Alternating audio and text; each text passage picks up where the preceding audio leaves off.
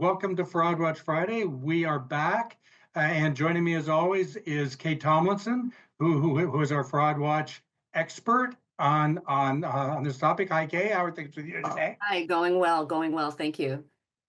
We are going to get back to our previous format a little bit. Our last 2 months, we have had special guests who have taken up kind of the whole time with their topic and questions. But we are going to make this a little bit of an open forum again, as we usually do. So if you have a question on any fraud topic that has come up with you, if you've seen any frauds or if you have a question, feel free to put that in the chat.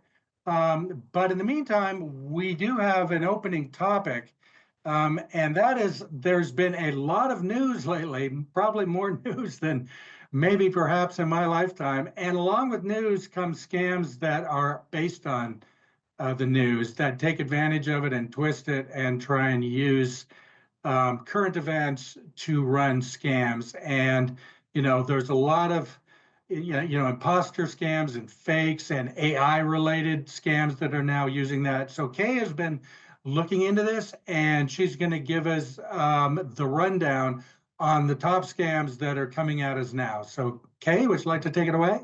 Absolutely. Thank you, Bruce. And thank you all for joining us today. I almost said this morning, but I know some of you are across the country, so it's a little later in the day, but thank you and welcome. So some of you that join us on a frequent basis might be wondering why I want to talk about things like phishing emails or text scams or artificial intelligence scams. These are topics that that we've talked about before. However, I can tell you that given the number of the news stories, the notices, the posts on fraud, financial, and cyber websites that I visit regularly, I felt like that I really wanted to bring these topics to you again, because I can tell you, I know that we're all getting inundated with seemingly a barrage of phishing and smishing attacks focused especially on imposter scams. So let's take a minute and talk about it. Let's start with, what is phishing? Phishing, P-H-I-S-H, phishing. These are fake emails that are made to look very, very real, that are sent by fraudsters in an effort to, well, basically get you to either pay money or provide your personal information or both. According to the Federal Trade Commission, in 2024, phishing was the #1 fraud attack method reported, not just in Washington State, here where we're located, but across the country. And it's even outweighing those annoying robocalls that we all get. This is continuing, and it's escalating into 2025. And the most all-encompassing scams presented in these phishing attacks, and the #1 scam reported here in Washington State in 2024, again by the FTC, are imposter scams. So that probably sounds familiar. At their most basic, you get an email or a text from someone or something pretending to be someone that they're not. For example, you might get an email from the Social Security office saying that your number has been used in a fraud in another state. Or it might be Medicare that needs to verify some information in order to validate a recent claim. These are very, very popular imposter scams.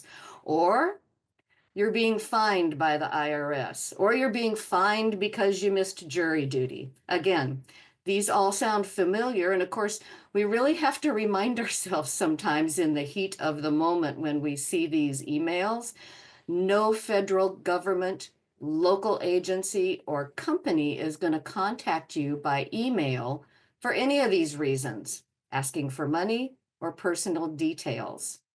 But what I really want to make sure everyone understands is, yes, these imposter scams involving government agencies are definitely still popular scams. But imposter scams are about more than someone posing as the Social Security or the IRS. The credit reporting agency Experian has called out a 2025 fraud spotlight: refund phishing. Scammers have figured out a new way to profit from your stolen credit card information.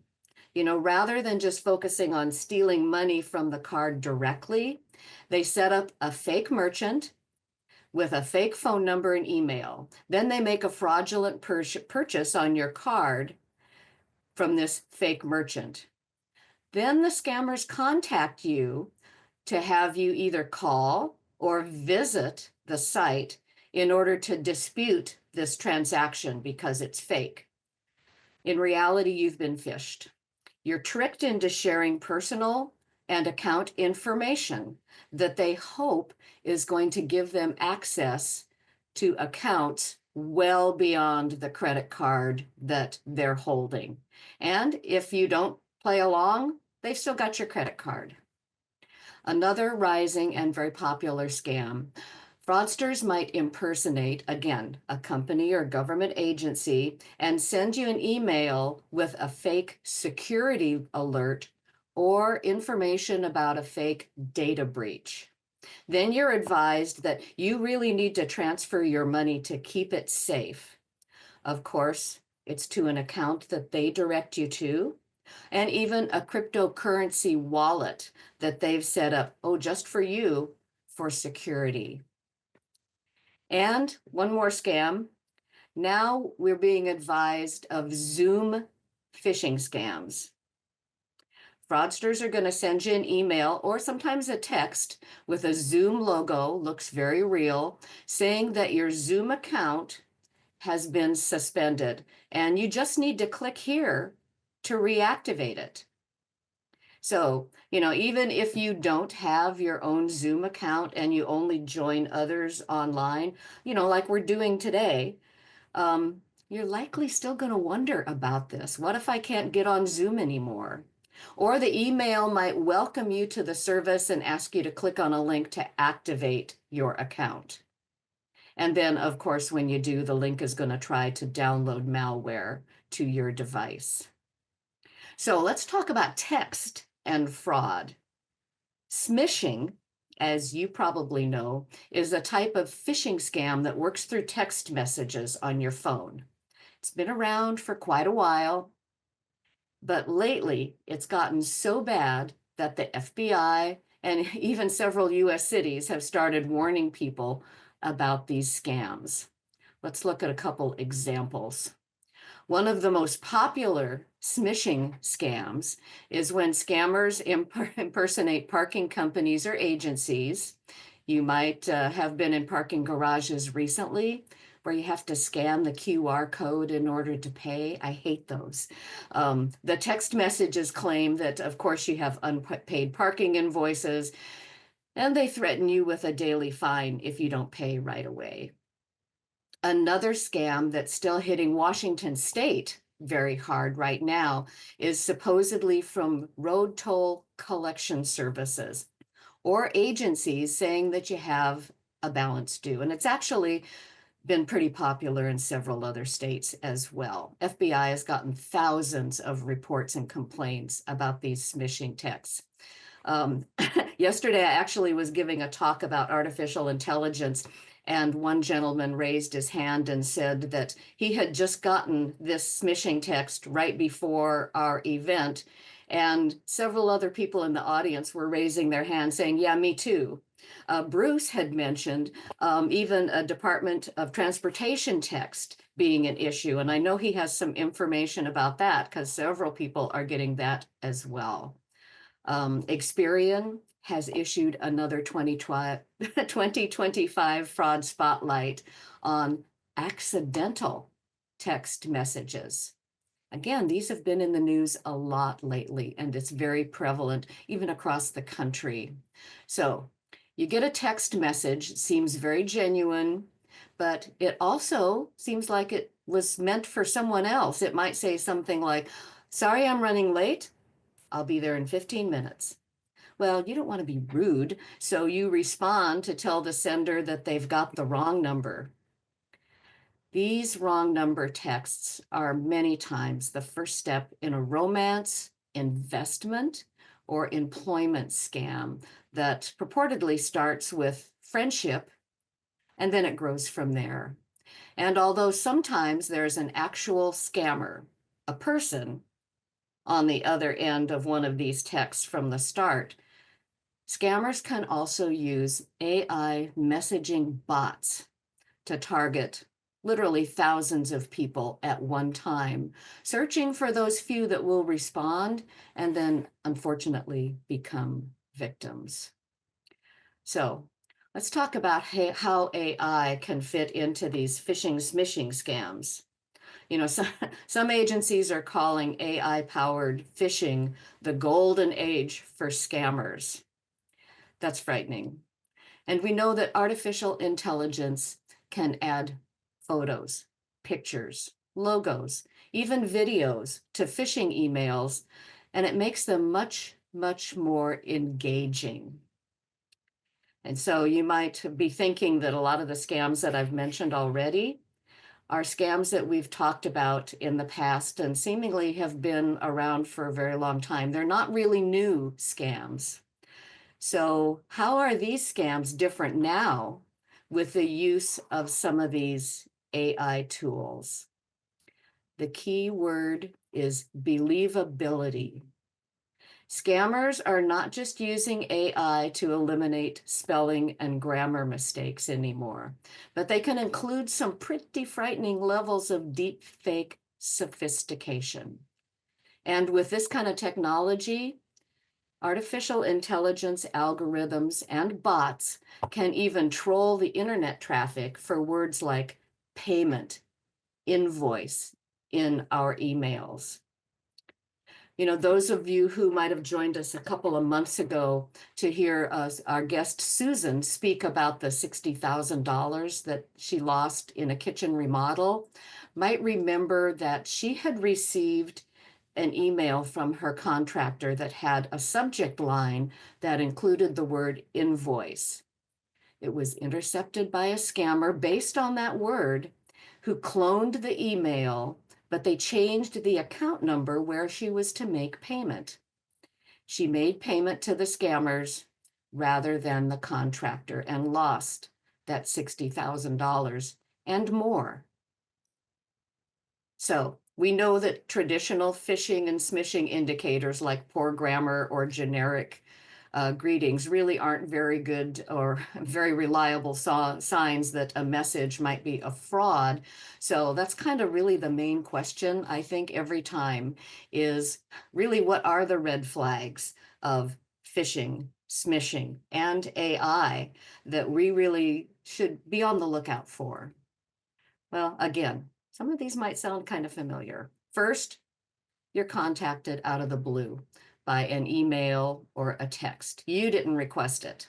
Then you're pressured to act immediately, or very frequently, you might be threatened with harm or with arrest. There's no time to think or to even get an opinion from someone else. It's very scary.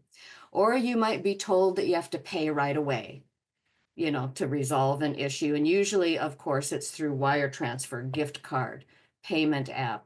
Increasingly, you have to pay through cryptocurrency, and they'll help you pay. Or the scammer might be requesting personal or private information, having you provide this data to verify something. And, you know, very frequently, you might be actually told, keep this request, or actually, really, it's a demand, a secret. Again, sounds pretty familiar, but there's other steps that you should take too. You know, really, really review closely the email address of the sender for any email you get that looks suspicious. You know, is it really irs.gov or is it IRS with a capital S? Or is it IRS with a 1 instead of an I? Our eyes and our mind believe what we see at a glance. And on your phone, press the included link to see the web address where they want you to go and really look at that don't tap it because you're going to go to that link. Put your finger on it, look at it, slide your finger off, delete that text. And verify the source through a trusted means. Call the company directly using a number from a different source. Call your friend or relative directly. Go to another tab on your browser and type in the name of the company followed by the word scam. And it's easy to say, don't engage. But it is hard sometimes to resist the urge to click on those links or open attachments to see really what they are, or to call the phone numbers. Instead, stop. Take a moment to think the situation through, verify the sources and the information. And if you have any doubt, call someone that you trust and get a second opinion. And some things to think in terms of for AI. A lot of AI tools and bots that scammers use are trained on what's called limited data sets, and it causes them to generate text that might have some stale information. You read this email and you think, wow, this sounds like it was written 2 months ago. Or it has really formal language, academic language, phrases that just seem not quite right. This is when we tell you, listen to that little voice in the back of your head. If there are images involved, scan those images and take a look at what might be sent with a text. Check for inconsistencies. Be critical. If there's a picture of a person, look for mismatched eye color, unusual placement of hands or arms, inconsistent background. Why wouldn't scammers fix that on images that they might attach to phishing emails? Why would they bother if they're getting a good enough response with what they send out initially? Really look at those. And of course, what do we always say? Limit sharing your personal details online and social media, because artificial intelligence, bots, and algorithms can scrub those details right into their databases.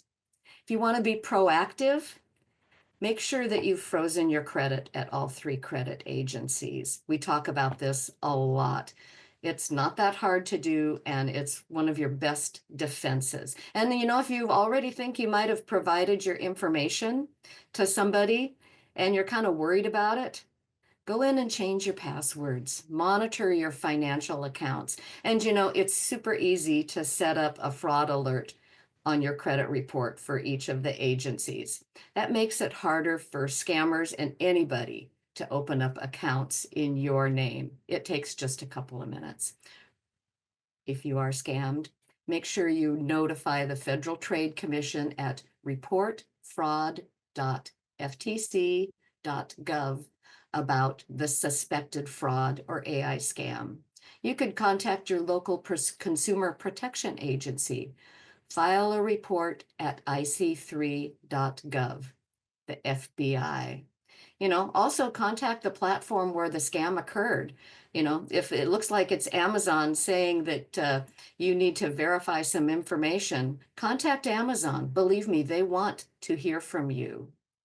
So to kind of close this up, with artificial intelligence, we know that scammers can send phishing emails and smishing texts, removing any language barriers. They can reply in real time and almost instantly can automate mass personalized campaigns to make it easier to defeat those spam filters in our systems and gain access to our sensitive data. So we need to keep these steps in mind. Be aware, be alert, be skeptical. But I also want people to always remember that, a lot of people, it doesn't matter how old they are, regardless of age, think that they're too intelligent to fall victim to a scam, whether AI is involved or not. I mean, we're smart people, right? That argument just does not hold water.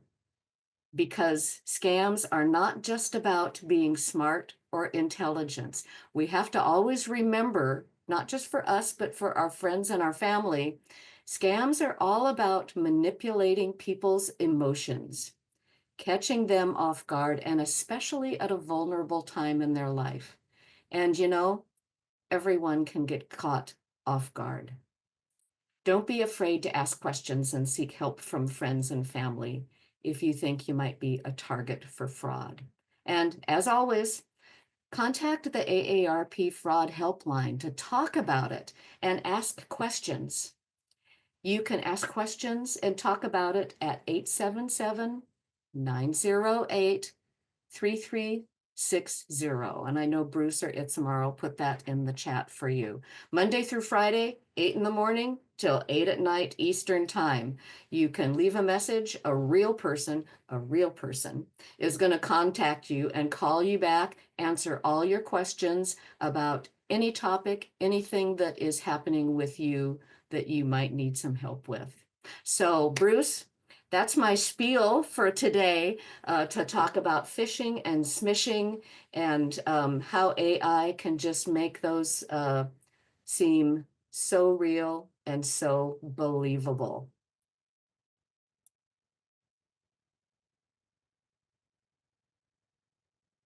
Okay, and now I'm on mute. Oh dear. The old classic. You're on mute.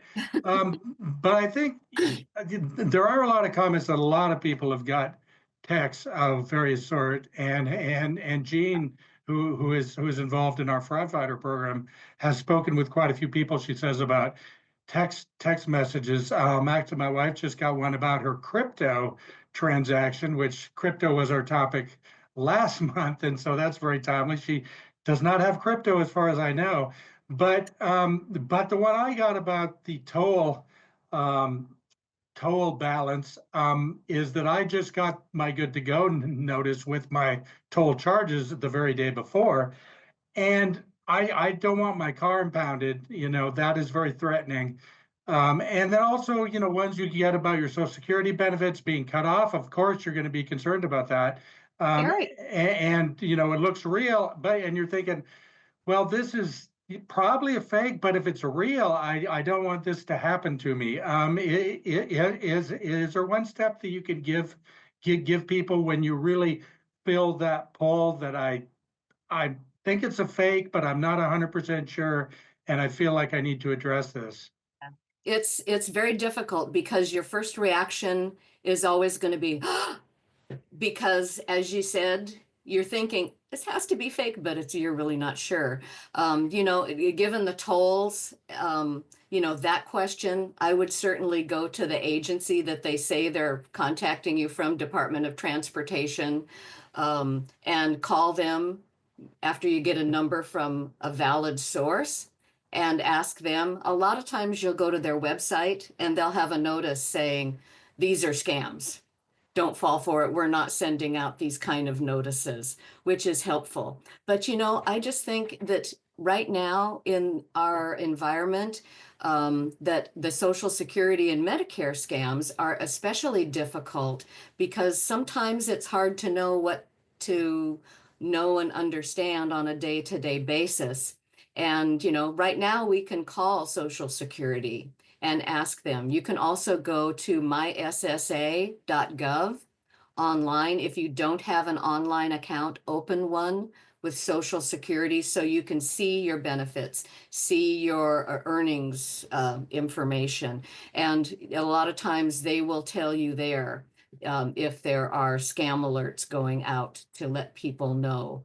But again, calling and going back to the source to get verification. And again, I would call the AARP hotline because, for your individual area, and this is nationwide, by the way, this isn't just Washington State. We have call centers and volunteers manning the calls all across the country. And so they're going to be able to give you even more information and support. And to be quite honest, just make you feel a lot better about it. Great. Well, here's a question that's been asked twice. Carl and Susan both brought up the subject of having their voices sampled to make an AI deepfake. That if your voice is sampled, then it can be used against you. And this is also something that comes up a lot in regards to the grandparents scam. If somehow scammers can get a hold of your grandchild's voice, for example, and sample it to craft a message. What can you tell people about deepfake voice scams? You know, the cloning for voice is unfortunately so easy to do and quite cost effective. It really doesn't cost much to have a device that can clone a voice, and it only takes 10 to 15 seconds of a voice recording. You know, whether it's somebody calls you and you're talking to them and you don't realize they're recording you, which sidebar, that's why we tell people don't answer the phone, let it go to voicemail. Back to the topic, you know, for voice cloning, if your grandkids are, you know, they're recording stuff on TikTok, for example, it's pretty easy to grab that voice recording.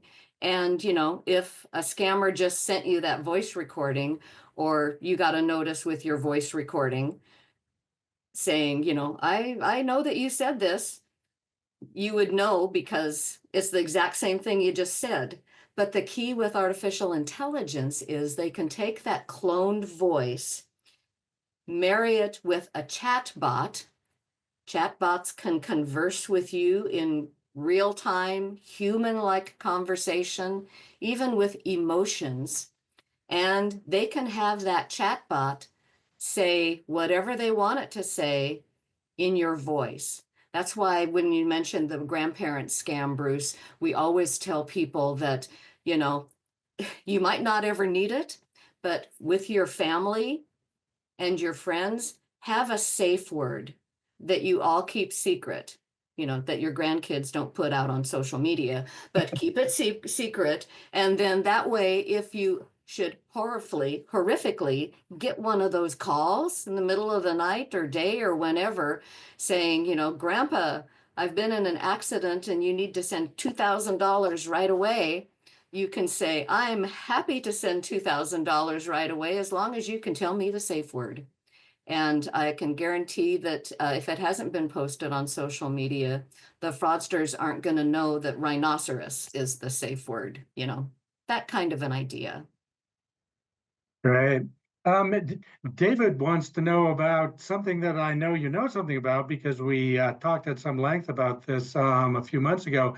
Wants to know about the scam where someone can go in and get the name changed on the title to your home. Um, can can you give us a short summary of what we learned about title fraud?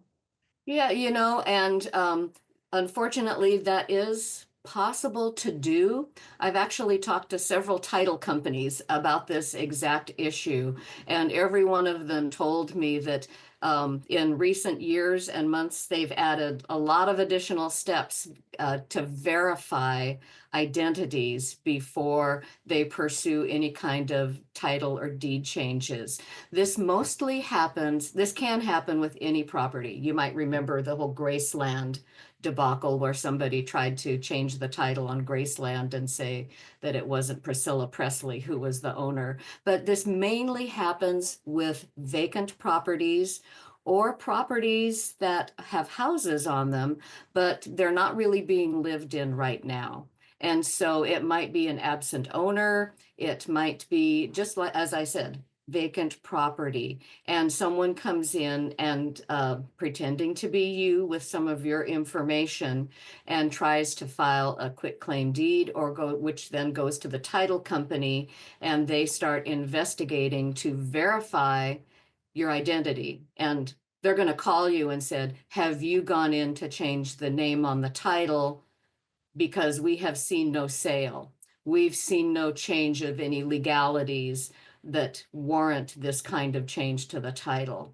And then, you know, they're going to say, no, I didn't do that because somebody must have stolen my identity. So yes, it is a thing. You can go online to your the county to check and actually see your title and see the name that it's registered in on a regular basis to make sure all is well. You can also, some counties in some states have, and it varies county to county, have a means of registering your email address to where if there's any attempt to make a change to your title, you're notified with an email.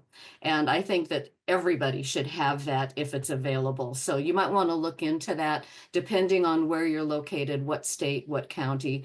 I would love to see all states do that. Great, great. Here's an interesting question from Scylla. And I'm going to read it word for word because it's a little complicated, but I've seen this kind of thing. And she says, I'm wondering about a Facebook scam. I see a post from a friend that starts with a little background, the stories vary, and then explains that my friend wants to see who really reads his or her posts. So that's the part that I've seen. It then gives very specific instructions for what to do to show that you've read it. It goes beyond just leave a comment. I've never responded, but when others do, the same post goes out again as if it came from them. People believe it because it appears to come from someone they know. What I don't understand is what the scammer gains from this. What are they trying to do? Do you have any insight on that one? And maybe that's the question. What do they stand to gain from that? But Yeah, unfortunately, there's kind of two ends of a spectrum, I think. Some people really like to boost up the number of friends that they have. And so they're hoping that you're going to forward that to your people, and then they're going to do it and they're going to boost their friends.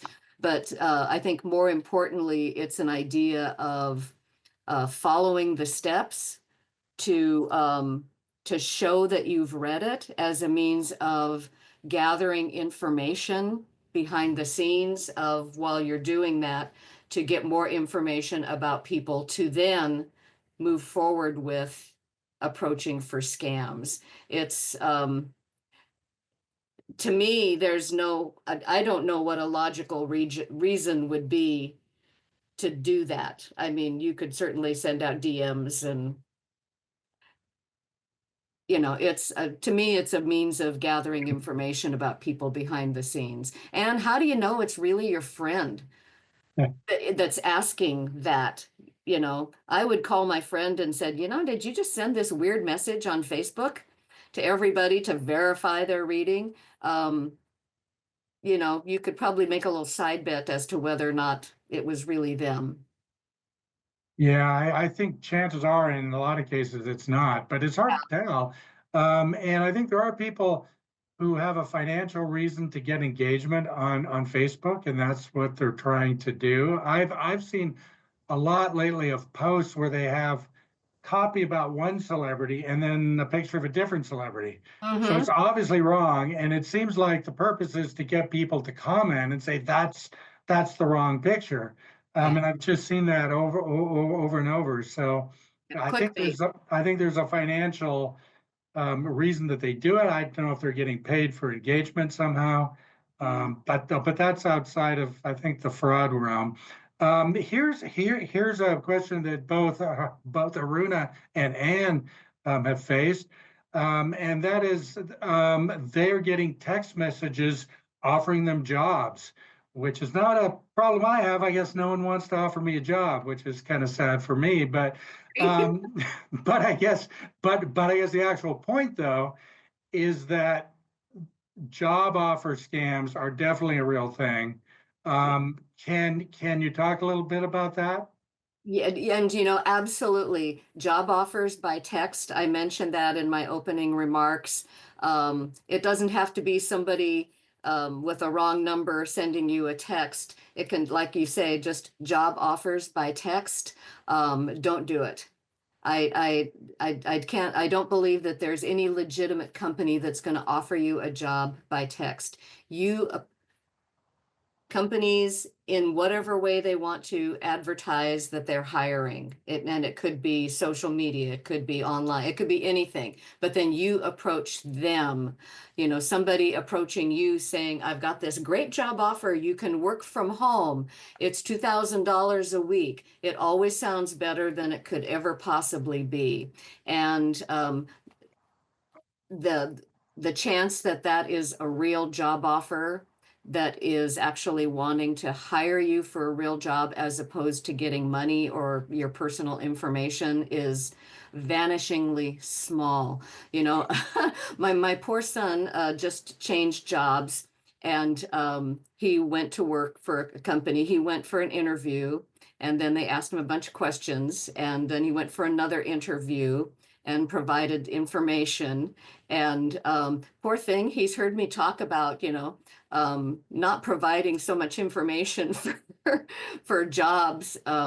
He even went to an attorney when they asked him some specific information about other work that he was doing that was copywritten. So yeah, be cautious.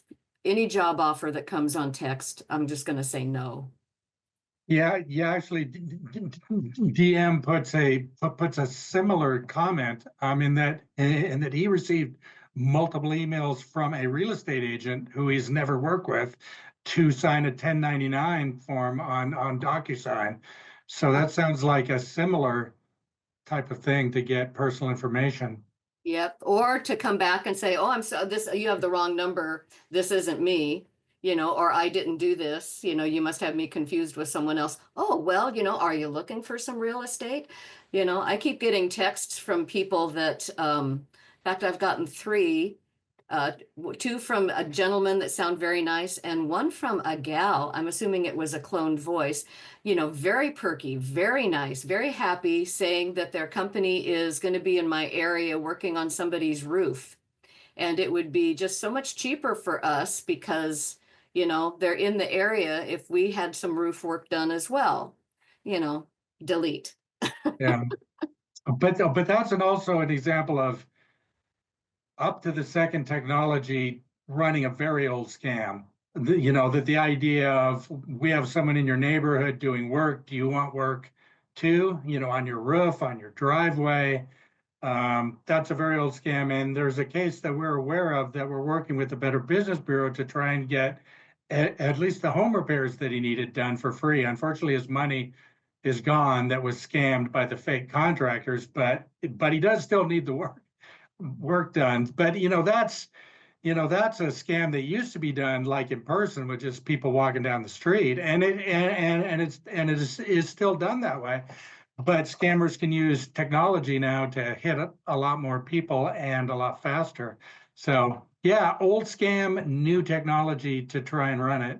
That's right. They could send hundreds of thousands of texts out with the exact same verbiage, that exact same young, happy, perky voice, Yeah, hoping that someone is going to bite. yeah. Here, Lori has a kind of a similar question to what we talked about voice cloning. So we'll follow up on that. And she says, my bank offers voice recognition to identify me, which I refuse because I know scammers can fake my voice. Why are banks doing this, knowing the risks? An excellent question. That is a good question. I have to tell you, I would not do that with my bank either, because as you said, voice cloning and a chat bot, you can do and say anything and be absolutely believable. Yeah, I don't know why I they haven't heard of that. So haven't either, but yeah, that's very disturbing to me. yeah. Steve asks, why don't the local news agencies report the current common scams on a more consistent basis, like the current toll scam, or a government agency sending alerts via email? I never get any alerts other than AARP. And he says, thanks, by the way, and you're very welcome. Yes, yes. And I wish that they would do that because I think it's a great benefit. I know in Seattle, one of our network TV stations have kind of a scam investigation, but it's just like once a week. and that's it. Sometimes daytime shows, depending on your market and your area, will have like a, New Day Poughkeepsie. And, they'll have a special segment on frauds. I would love to see that in all areas. I'd love to see that in our market here in Washington State. I know in Pennsylvania, one of our very well-spoken and experienced fraud volunteers does a weekly TV show on the local RFD station that people can tune into to talk about frauds every week. Kind of like what we do for Fraud Watch Friday, but they do it every single Friday. So, there's opportunities, and I would encourage, everyone, if that's something that would be of interest to you, to go ahead and contact the local stations. They actually do listen and respond and say, hey, we're getting inundated with these frauds. Please help us by talking about these on a regular basis. Yeah, I can follow up on that a little bit because I used to work in the news business, so I've got some feelings on that. But basically, our local newsrooms do not have the reporters and the resources that they used to. And like you might have seen that Jesse Jones is no longer doing consumer reporting for Cairo. I saw that King has just eliminated their investigator unit. So there's just less resources, and also a lot of these scams come around and around, so they're not really news to the newsrooms, because there's a fresh angle, but perhaps they've already covered the scam. And the other thing is that they come so fast, and they're reliant on hearing about these things. So, that's why the AARP Fraud Watch Network is a resource that you can use to stay up to date. And I put the address Oh, good. um, for the National Fraud Watch Network that AARP has, and you can sign up to receive a monthly email with kind of the hot scams. And AARP is doing all we can to inform people. But this is such a fast-moving thing. I mean, a lot of times, if we can educate you on the psychology of frauds, then you can learn to recognize frauds, even if the approach is new. That's right. So that's kind of what we're trying to do too, because it's so hard to stay up on the latest twist. But a lot of times the concept is the same as something that's been done before. Yeah. But actually, one thing that you can do is kind of spread the word about Fraud Watch Friday and about our fraud tools, and try and protect your friends and your loved ones. That's always a satisfying thing when someone tells me, "Oh, I got a text and I wanted to respond, but I didn't because you had warned me about it." So that's a service that you could do for your children too. I mean, I've stopped my daughter from an employment scam that she was going to do, and people don't realize that actually young people get scammed more often than older people. But the thing is, they don't have life savings to lose.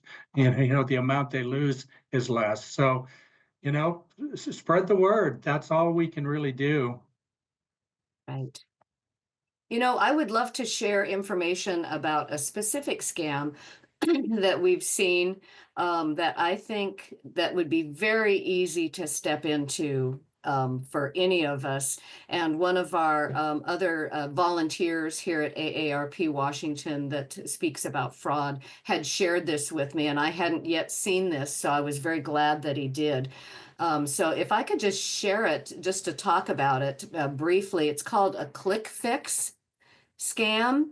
And Oh, actually, if I could jump in, I think this might relate to a comment that the DM made about CAPTCHA. I know we were yes, DM, talking about you're right that. on top of it. And like, if you could explain what kind of the CAPTCHA is and what the DM is referring to.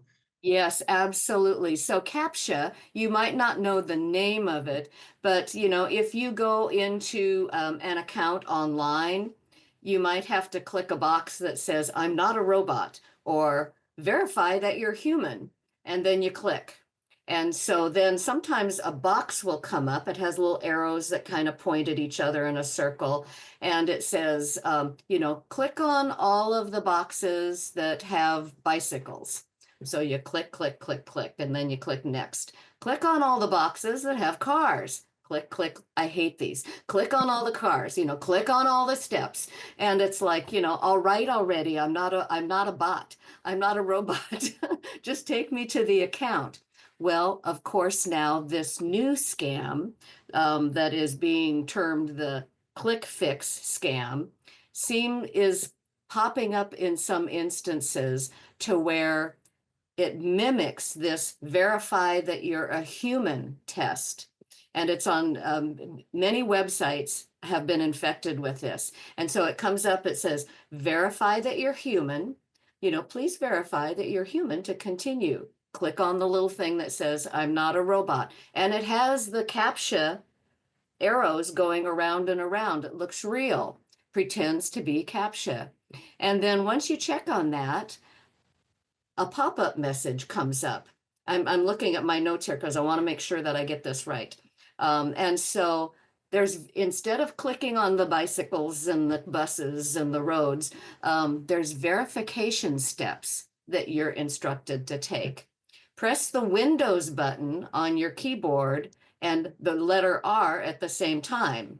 You might have done this to do other things in your system. So you press at the same time. Then it says press Control and the letter V as in Victor. Press. And then press Enter. Well, that's only like 3 steps. That's much better than all these different bicycle screens. Well, you do that and it prompts Windows to download a password stealing malware. And it's been shown to be connected with several different types of families of malware. I'm not going to read the names. They're quite strange. But again, depending on the specific code, well, it gives you even more names of more malware. So again, this is something that might pop up. You might be on booking.com. You might be on another website. It wants you to verify that you're human. We need to be happy with the bicycles and the buses and the cars in that form of CAPTCHA. Make sure it says CAPTCHA, CAPTCHA, capital letters. It's got the arrows going around and around in little different colors, and that you're having to click these boxes. If it says to do 2 keys at one time, don't do it, because it's going to download malware onto your device that is going to be really difficult to deal with. So thank you, DM, for bringing that up. We're on the same page for that. It's always something. Gene is bringing up the idea of mailing checks to pay bills and the risks involved in that. Could you talk a little bit about the risks of not having online banking? Because that's something we have talked about. My husband and I have talked about this many times because he likes to pay by check. I use online banking. And so, bless his heart, I appreciate that that's what he likes to do. It's like a process. But the key is when you pay by check, whether it's paying your bills, you pay your bill, write it out to the electricity company. You send it off in the mail. You're assuming it's going to get there timely. Somebody's going to get it.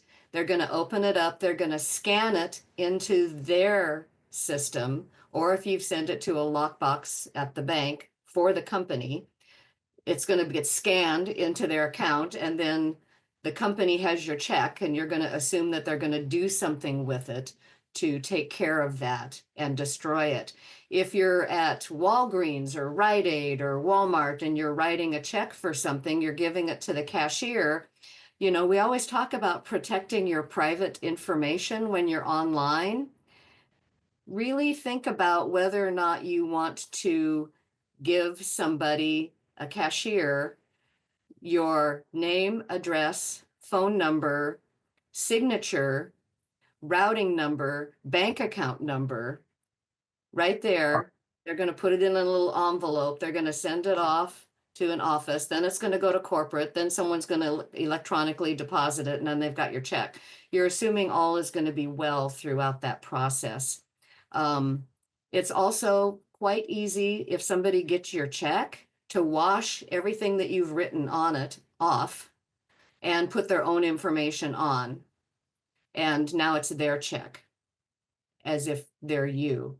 So, online banking, even if all you do is go in and pay a couple bills out of your checking account, for example, banks have extremely robust firewall systems and security systems.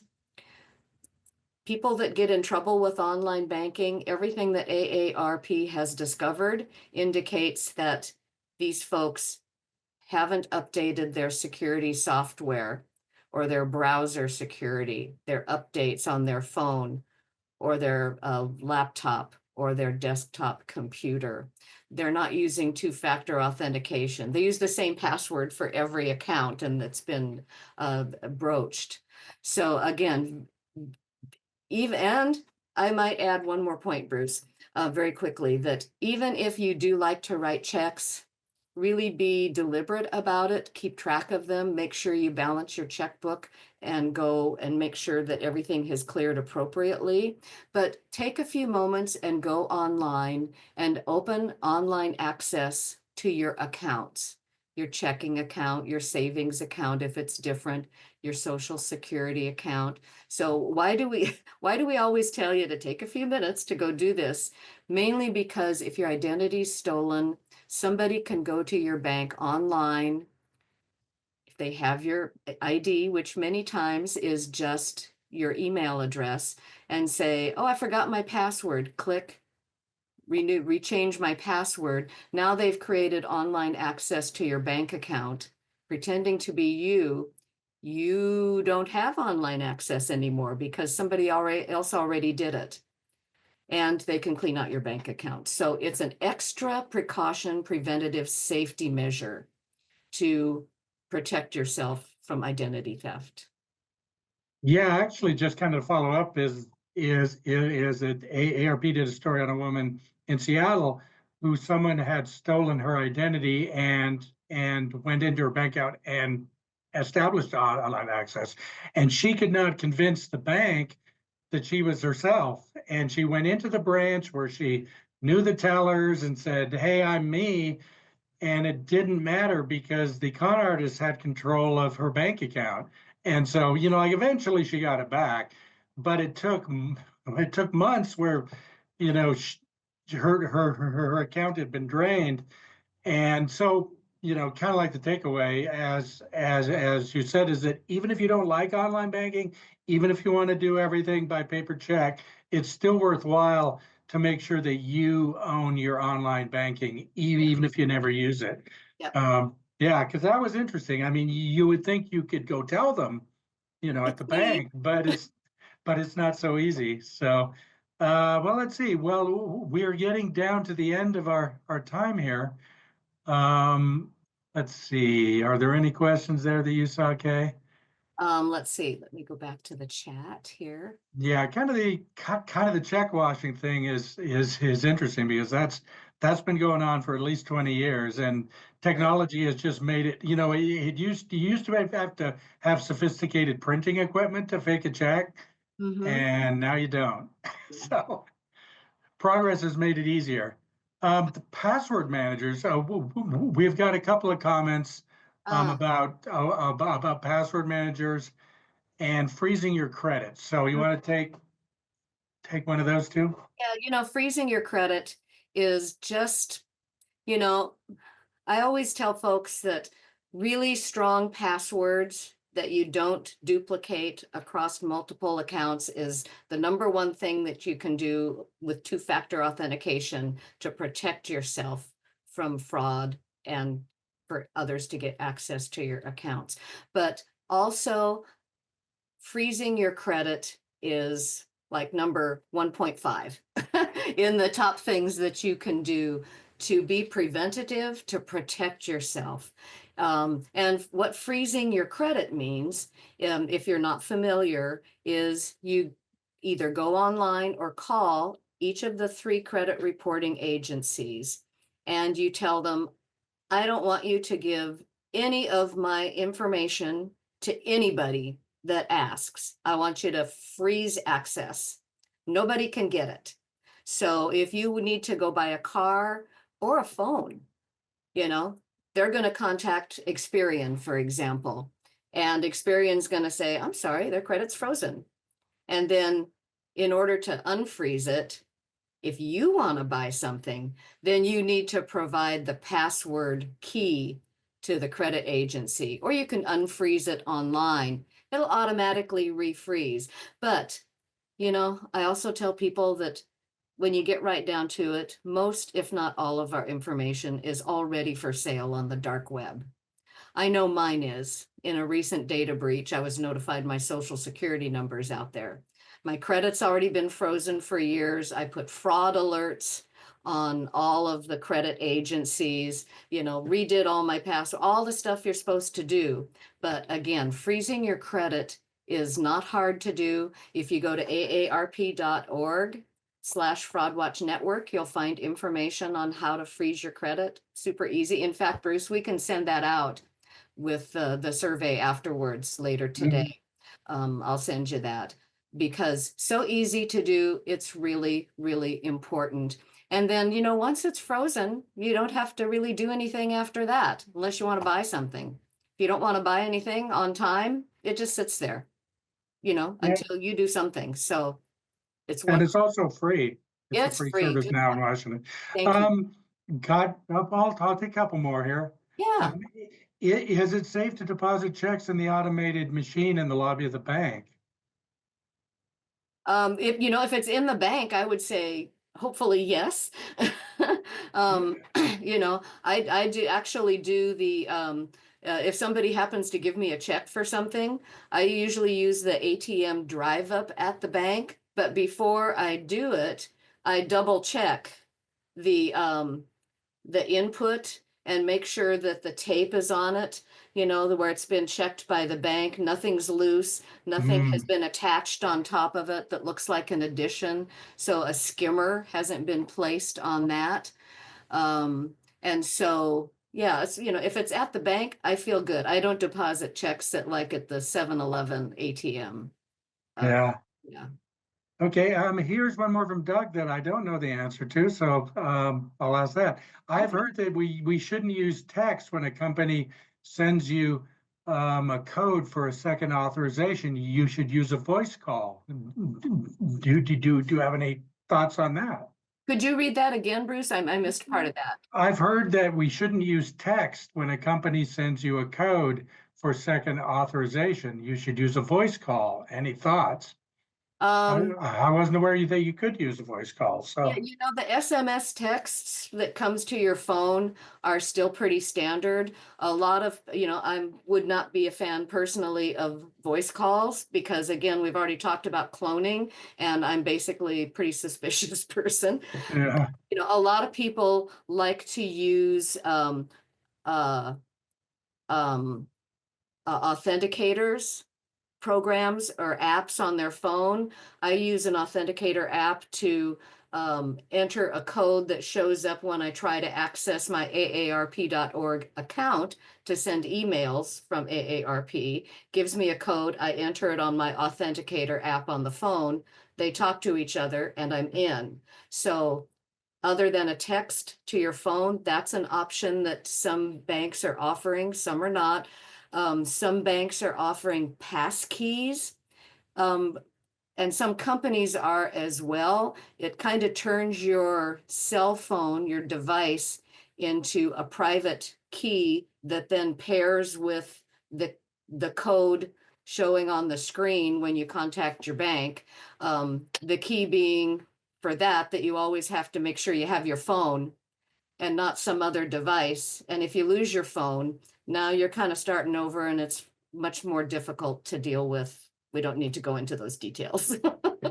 Yeah, actually a topic that we've talked about doing on Fraud Watch Friday is bank security and good banking practices. So it sounds like there's some interest in that. So perhaps we'll have to look into that for a future Fraud Watch Friday. I think that would be a good idea.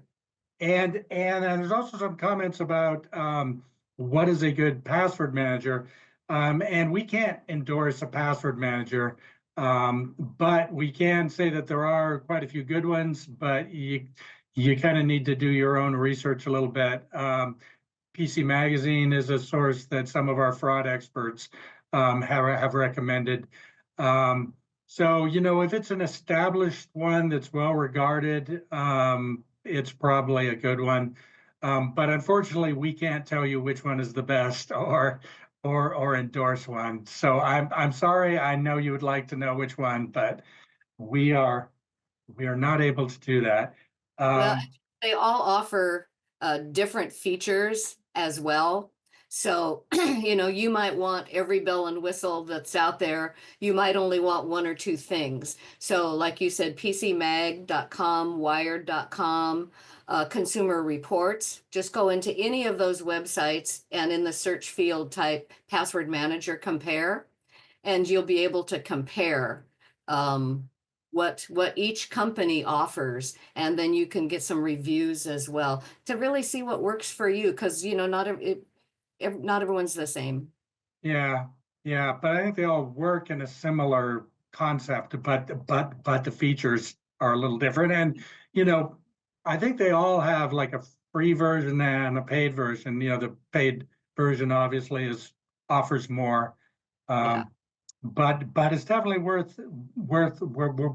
checking out. We have done a deep dive into password managers in the past, and then they are a useful tool.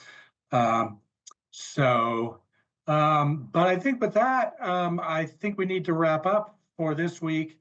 I'm wondering if people would like more instruction on how to freeze your credit.